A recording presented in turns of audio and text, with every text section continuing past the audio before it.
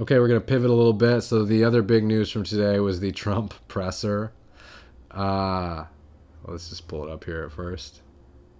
This is Trump has this amazing ability to just generate news on his own, which is kind of a blessing for people that I was thinking about this today, like people that, first of all, news organizations, right? But then people like me that report on the news or do live streaming about it. I mean, even on a slow day, he can just generate like 8 or 9 stories just talking. I think it's pretty incredible the amount of talking he does too. So I think he did like 3 different press conferences today. I saw, or it was at least filmed at 3 different locations. I saw him initially in one location at some sort of a conference, and he was speaking at the White House. He appeared to be, and then in a hallway. So here's just some of the bigger things from the presser today. One of the big things was that he revealed at some point that he's spoken with a previous president, and that the president, who he says he likes, intimated to him that he wishes he had invaded Iran, but didn't during his term. So people are speculating that this is Bill Clinton. I think. And yet every president knew. I've spoken to a certain president, who I like, actually, a past president, former president. He said, I wish I did it. I wish I did. But they didn't do it. I'm doing it. Yeah. I can't tell you that. I don't want to embarrass him. It would be very bad for his career, even though he's got no career left. Go ahead, please. You mentioned. How about the man? I think they asked him like 3 times who it was, and he wouldn't give up. He wouldn't tell him who it was.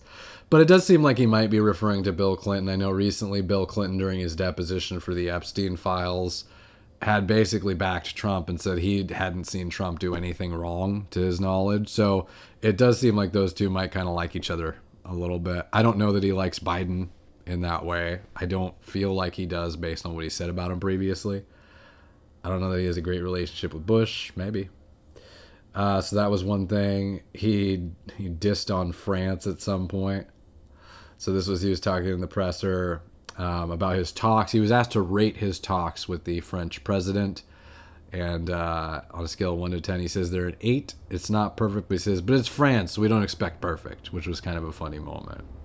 Have you been speaking with the French President Macron about the coalition to reopen the Strait of Hormuz? Yeah, I have spoken to him. He's been on a scale of 0 to 10. I'd say he's been an 8. Not perfect, but it's France. Are you we don't expect perfect. Are you? Just super good moment. Really funny.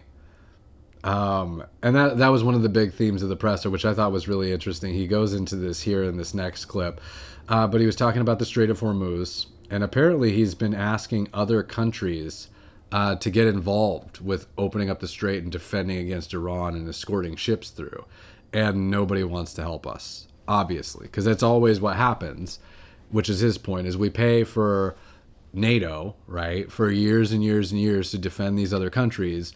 And then the second that we have some small military operation, which this is sort of paraphrasing Trump, he's saying the second that we have something that's not even that big of a deal, we've eliminated most of Iran's military already, suddenly they refuse to help us. You can listen to him here. I'll just let him talk. Done a great job. And when we want to know, do you have any minesweepers? Well, would rather not get involved, sir. I said, for 40 years we're protecting you, and you don't want to get involved in something that is very minor. Very few shots going to be taken because they don't have many shots left. But they said, we'd rather not get involved. I just want the fake news media and everybody else to remember that that was said, because I've been a big critic of all of the protecting of countries, because I know that we'll protect them.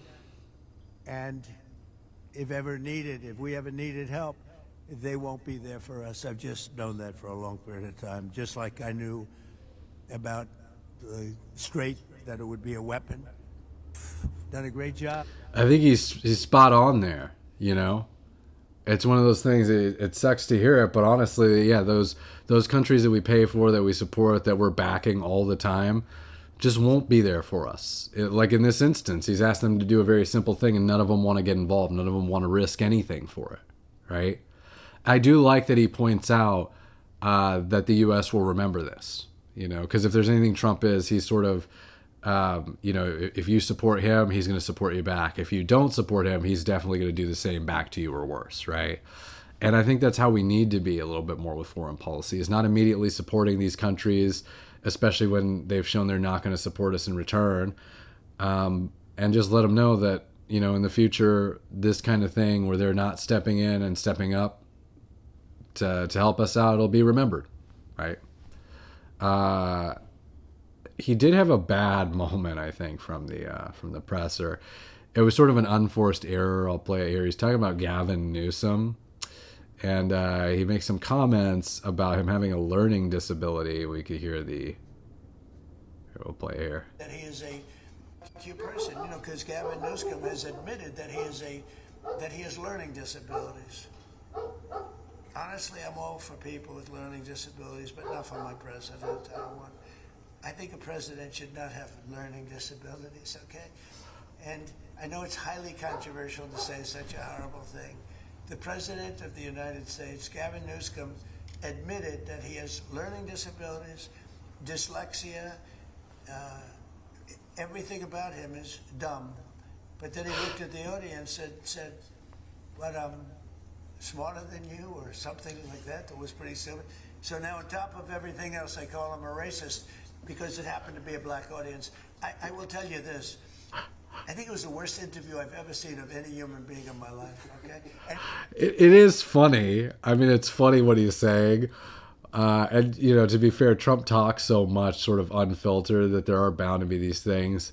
I just feel like the point he's making, it's not that the point's not valid, to be honest, The problem, I think, is all Gavin Newsom has as far as learning disabilities, as far as I know, is like dyslexia, which isn't really considered to be something that would, affect your mental well-being or something like that. I think it's considered fairly common. So I imagine that this is something that leftists are going to run with. There's that picture of Trump doing the that they use to say he's making fun of disabled people. Expect to see them floating that picture around a lot.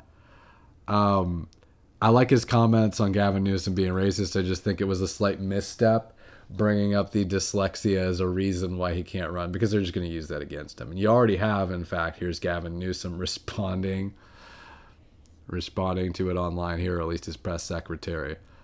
Of course, to every kid with a learning disability, don't let anyone, not even the President of the United States, bully you.